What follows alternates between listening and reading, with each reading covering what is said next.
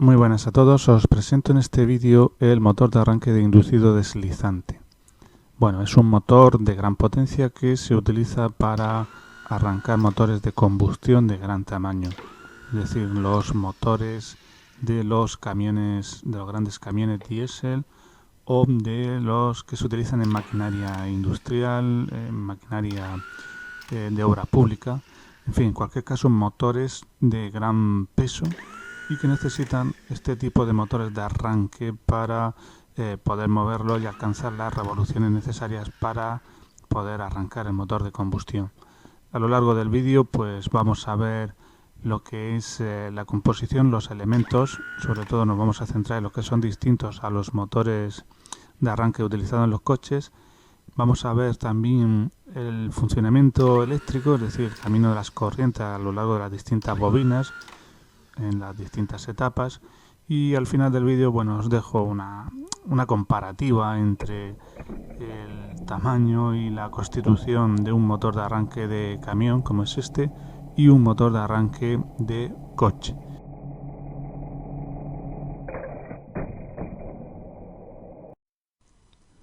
En lo que se refiere a la composición del motor de arranque vamos a ir viendo uno a uno sus elementos y explicar un poquito su función y su constitución. Lo primero que vamos a ver es el relé de mando y el puente basculante. También vamos a ver el gatillo de bloqueo, los aspectos que tiene. Vale, este es el relé de mando. Podemos ver que está alojado en la parte trasera y bueno, la función es dejar pasar las corrientes a las distintas bobinas que componen el estator. Aquí podemos apreciar el puente basculante que cierra en dos etapas. La primera etapa cierra por aquí, deja pasar la corriente de un lado al otro. La segunda etapa cierra por la parte de atrás gracias al gatillo. Ahora veremos en un vídeo cómo hace esto exactamente. Este es el gatillo alojado en el relé de mando y que es accionado por el disco de disparo y va a cerrar en esta zona de aquí, la parte trasera, por así decirlo, va a cerrar contactos para dejar pasar corriente a las bobinas. En cuanto al funcionamiento de relé, pues tenemos que en la primera etapa une este fleje de cobre con este de aquí arriba. Si lo pulso se ve cómo se cierra. Y en la segunda etapa, para alimentar a las otras bobinas, el cierre lo hace aquí abajo cuando el gatillo sea activado por el disco de disparo. Vamos a ver si consigo que lo veamos. Primera etapa, cierro arriba. Segunda etapa, voy a accionar el gatillo con el dedo y efectivamente se ve ahí como bascula. Primera etapa y al accionar el gatillo termina de cerrar los contactos.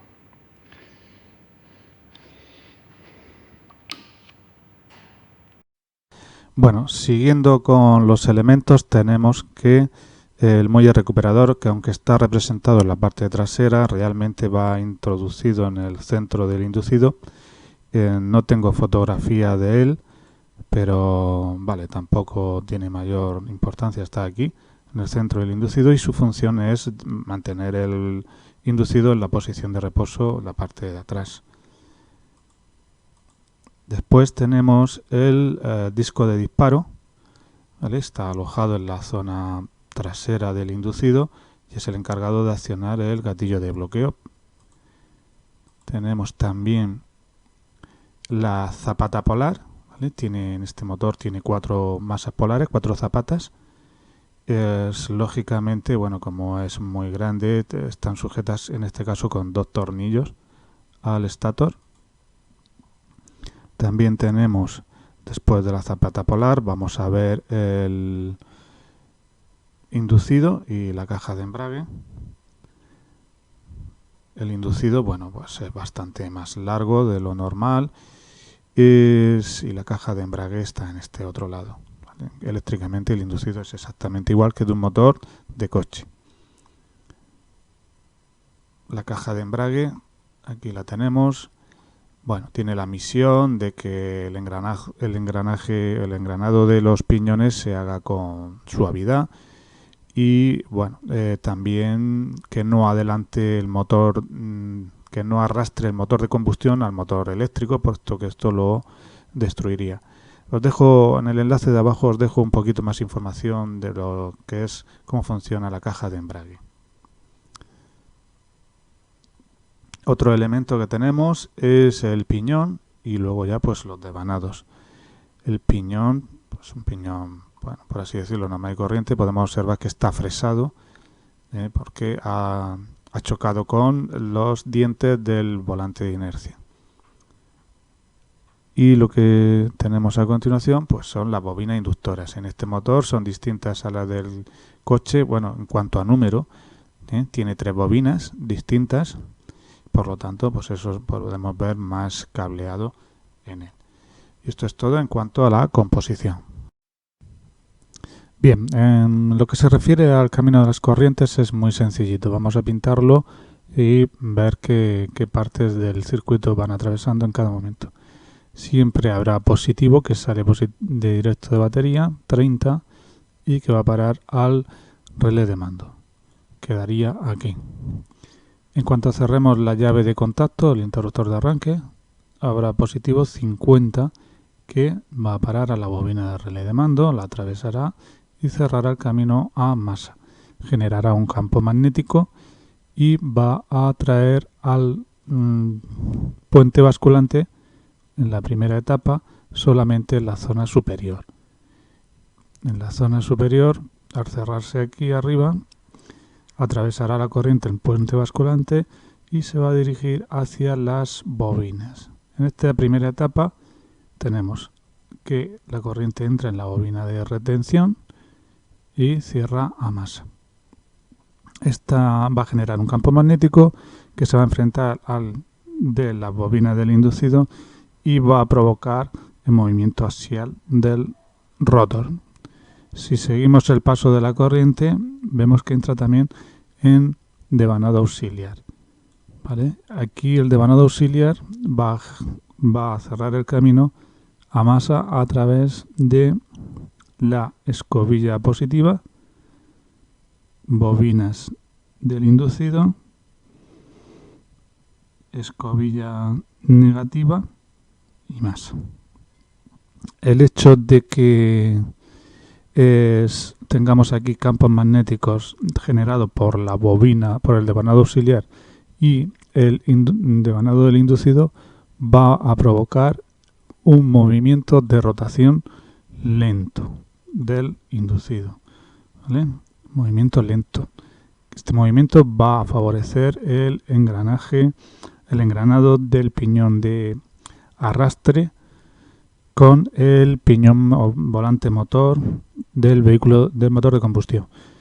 El enfrentamiento del devanado de retención del campo magnético del devanado de retención y del campo magnético del inducido provoca el desplazamiento axial del inducido. Como quiera que se produce un desplazamiento axial, llega un momento en el que el disco de disparo actúa sobre el gatillo de bloqueo y el relé, lo que es puente basculante, cierra en la segunda etapa. Por lo tanto, habrá corriente en esta zona de aquí abajo y esta corriente hace que alimente el devanado serie. El devanado serie lo atraviesa. Esta es una gran corriente, ¿vale?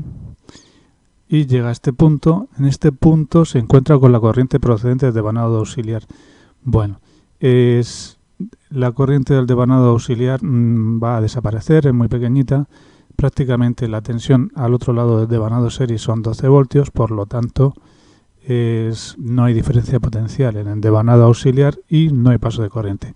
El caso es que esta gran corriente atraviesa o entra en la bobilla positiva, atraviesa el colector de delgas o las delgas y atraviesa las bobinas de inducido, generando un campo magnético muy grande que va a provocar un par muy grande y va a hacer girar el motor de combustión a una velocidad rápida.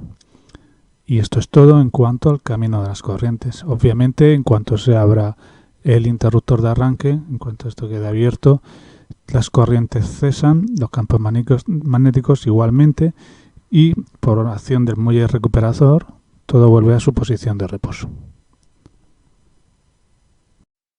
Bien, y ya bueno, para finalizar la última parte del vídeo, os muestro una comparativa entre las distintas piezas de los motores de arranque, comparativa entre motor de arranque de camión y motor de arranque de coche.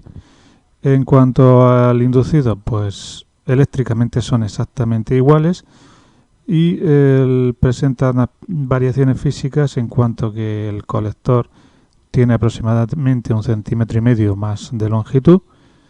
Y bueno, en el otro extremo, el de camión presenta la caja de discos de embrague, mientras que el de coche presenta el piñón de ataque. Eso es en cuanto al inducido. En cuanto a escobillas, pues lo primero que llama la atención obviamente es la variación del tamaño, ¿vale? Tiene que circular mucha más corriente por las escobillas de camión que por la de coche, por lo tanto más tamaño, y los cables, la sección de los cables que se conectan a estas escobillas también es mayor. Bueno, en esta de aquí podemos apreciar un defecto, hay un escalón que habría que solucionar. Siguiendo con la comparativa, nos vamos a las bobinas inductoras, al stator. Bueno, aquí vemos que físicamente es similar, lo único que cambia es el tamaño, pero sí que eléctricamente hay una modificación, y es que en la de coches solo hay una bobina con un fleje metálico de cobre, está formada por un fleje de cobre, mientras que en el de camión, como ya hemos visto anteriormente, hay 3 bobinas. Como quiera que hay 3 bobinas, hay más conexiones eléctricas para estas bobinas. Y lo dicho, físicamente cambia en el tamaño. Como podemos apreciar, o vamos a ver en la siguiente comparativa, bueno, aquí no, en la siguiente veremos que son tetrapolares. Aquí tenemos también en el stator las zapatas o masas polares. En el de camión están sujetas, son más largas, están sujetas con 2 tornillos cada una de ellas, mientras que en el de coche solamente la sujeta un tornillo a cada una de ellas. Y lo que decía, bueno, tanto el de camión como el de coche están formados por 4 masas polares, 2 y otras 2, 4. Y aquí pues lo mismo, 2 y 2, 4 masas polares. ¿Vale? Son tetrapolares. Bueno, aquí ya tenemos una comparativa del conjunto, tanto del stator como del rotor, inductoras e inducido. ¿Vale? ¿Qué más tenemos? El portaescobillas, pues bueno, llama la atención la gran diferencia de tamaño, y es que la diferencia de tamaño entre escobillas también lo es, bastante grande. En este de coche, bueno, tiene 2 escobillas solamente, decaladas a 90 grados, en el de camión tiene 4 escobillas, pero bueno, esto no es significativo, podemos encontrar de coche también con 4 escobillas perfectamente, que sería más normal. ¿Vale? Podemos observar el casquillo de fricción donde se apoyan los inducidos. ¿Vale? El inducido, donde el eje del inducido del motor de camión es inclusive más finito que el de coche. Vale. Otra comparativa del portaescobillas, otra vista distinta. Bueno, podemos ver que este ha sido reparado, se ha realizado una soldadura de aluminio, y es que estos motores están sometidos a grandes esfuerzos y es habitual que presenten averías de este tipo. Y por último, la última vista del portaescobillas, la vista anterior, pues nada, simplemente ver la diferencia que hay entre una y otra. Este sería el casquillo de fricción del inducido del motor del camión. Nada más, espero que os haya gustado el vídeo.